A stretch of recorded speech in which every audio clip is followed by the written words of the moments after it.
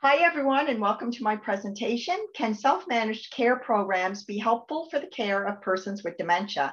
A Policy Comparison. My name is Rosanne Burke, and I'm a student in the Master of Arts in Family Studies and Gerontology program at Mount St. Vincent University. I'd like to thank Dr. Keefe for her ongoing support of my work. I'd like to begin by acknowledging that I am on Mi'kmaq, the traditional, ancestral, and unceded territory of the Mi'kmaq people. In Canada, home care is not in the Canada Health Act, and so provinces have jurisdiction and control over the delivery of home care services. One commonly cited challenge among publicly funded home care programs is the lack of consistent workers. Persons with dementia can benefit greatly from seeing familiar, friendly faces at the same time each day.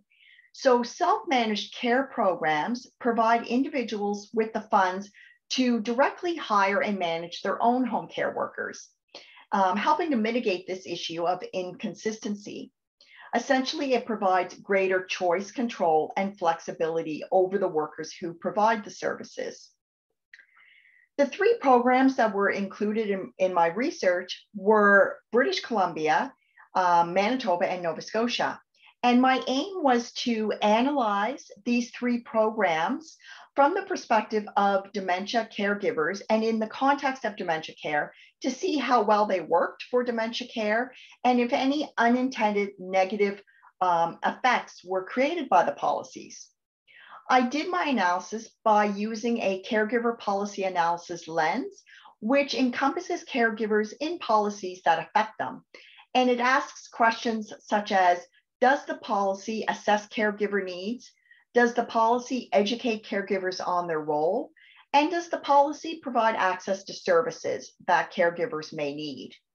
In terms of my results, for caregiver needs, it was found that the Manitoba policy does indeed do a separate assessment of caregiver needs.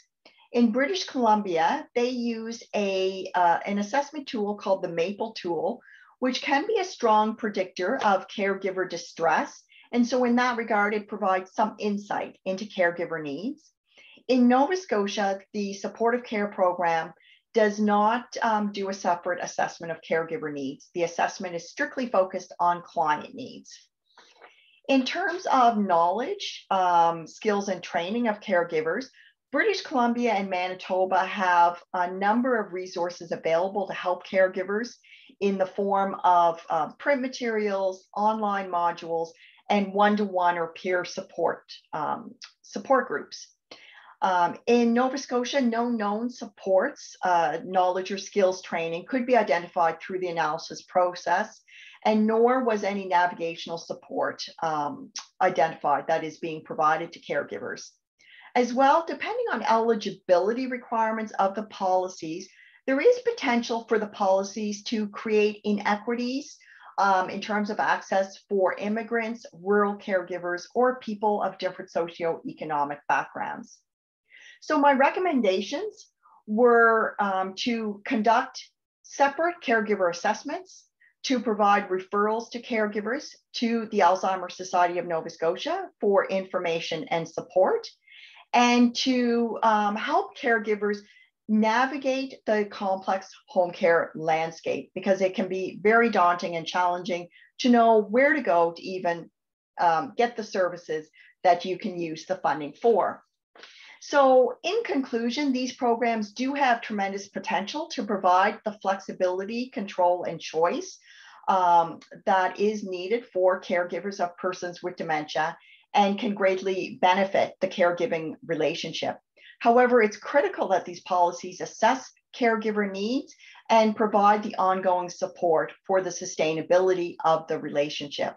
As well, future research is needed into how these programs can work in the very best interests of people with dementia and their caregivers. Thank you very much for listening. Bye-bye.